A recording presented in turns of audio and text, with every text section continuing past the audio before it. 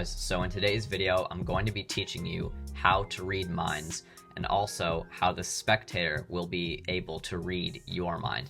So this trick is just absolutely crazy and just completely impossible for the spectator. It's just an absolute miracle, and I want to tell you guys the inspiration for how I sort of came up with this effect. So I did not create this idea of like the spectator reading the mind. This is not an original effect. The inspiration from it actually came from a trick that you get with the butterfly deck. It's called diplopia on steroids. Basically, I just wanted to create a method for this trick using an impromptu borrowed shuffle deck of cards. Don't get me wrong, you can still do a lot of amazing things with the butterfly deck, so I'm not like turning this down or making it sound bad or anything. Please still get the butterfly deck. This is an amazing deck. And also, I'm not revealing the trick diplopia on steroids because the method for that effect is a completely different method using the butterfly deck. So I'm not revealing that in any way because this is a completely different deck of cards and it can be done with a completely borrowed shuffle deck of cards. So it's a completely different method of how the trick is done. So anyways, guys, I'm going to show you guys how to do this trick. This is a super awesome trick and it requires no setup, no preparation, nothing like that. So go up to your spectator, have them shuffle the deck as much as they want. And what you're going to do is you're going to split the deck roughly in half, and you're going to give half the deck to the spectator, and you're going to instruct them to shuffle the deck, and you're going to do this by demonstrating with an overhand shuffle. So they're going to do that. They're going to shuffle their pile as much as they want to, just like this. And as you're demonstrating, at any point, you're going to peek at the bottom card, and you're going to remember, okay, Jack of Diamonds, and then you're going to control that card to the top, and you can do this by just peeling off the single card just like this, and then shuffling on top. So now I know what the top card of the deck is of my pile. I know it's the Jack of Diamonds, just like this. So once I know that, I can just stop shuffling, set the deck down here on the table. They're going to stop as well. So now that I know the top card is the Jack of Diamonds, I can move on to the trick, and I'm basically going to tell the spectator to watch my every move very closely, because in a minute, they're going to have to copy me, and they'll see what's about to happen in just a minute. So what's going to happen is you're actually going to first take this card and control it so it's like the fourth card from the top. So you can do this by riffling off like 3 cards from the back if you want to, just like this. And then you can just sort of double undercut those cards to the top of the deck. So now the Jack of Diamonds, or your key card, is here in the 4th position, just like this. So now that you know the 4th card, basically you're going to explain to the spectator, okay, so I'm going to spread through the cards just like this, and I want you to pick out any card. And what you're going to be doing is a spread cull. So you're going to be culling this 4th card underneath the spread. So you're going to spread through like this.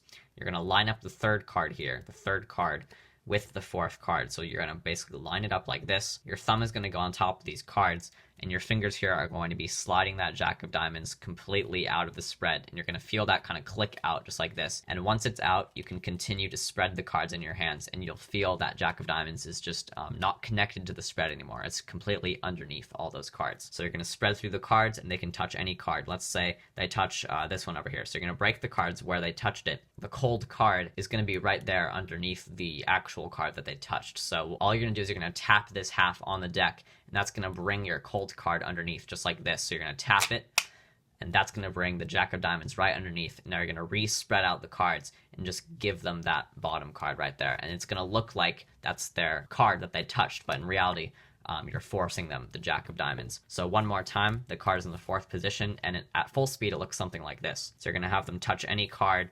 Let's say they touch this one over here. All right, so they're going to touch that one. They're going to take a look at it, and it's the Jack of Diamonds. So that's basically the card force right there. So you're going to force them the card. They're going to look at it, remember it. You're going to look away. You already know the card is the Jack of Diamonds, so that's great. Now you're going to have them place the card back anywhere they want. So you're going to spread out the cards one more time, just normally, and you're going to have them place the card back anywhere they want, and you still know it's the Jack of Diamonds. So now you're going to have them push the card in, and then you're going to give them the pile to shuffle, and they're going to completely mix up the deck just like this. They're going to completely shuffle it, all right? Then they're going to set it back down. And now I'm going to recap. I'm going to say, all right, so you were able to pick any card, you remembered it, you put it back, and then I gave it to you to shuffle. So that was all completely free choice and everything just like that. So now I'm going to have the spectator basically do the trick to me. So I'm going to pick a card from their pile and then lose it in the deck. So this is where some of the stuff in the trick actually starts to kick in here. So they're going to spread out the cards for you, the magician, to pick out a card. So you're going to pick out any card. It really doesn't matter. And you're going to pretend to remember this card. This card in reality means absolutely nothing. This is just a fake card that you're going to fake remember, all right? So you're just going to look at this card and pretend to remember it. So you're going to be like, all right,